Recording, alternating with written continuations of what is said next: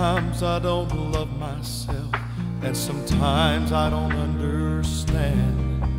When I look into the mirror, all I see is an unworthy man, unworthy of the blessings that flow from heaven above.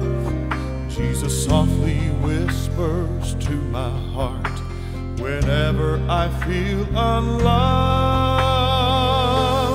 He says, child, if you could see yourself through my eyes, you would see how much you are loved. You would see I carried a cross for you, my child.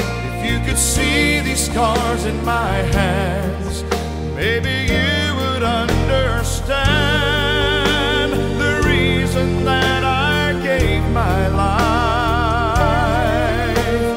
If you could only see yourself through my eyes. Sometimes you feel so burdened down and your back is to the wall.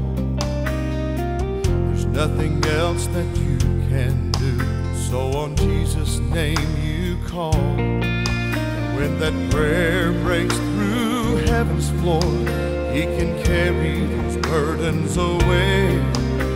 If Jesus stood before you right now, I believe this is what He would say. See yourself through my eyes, you would see how much you are loved. You would see I carried a cross for you, my child. If you could see these scars in my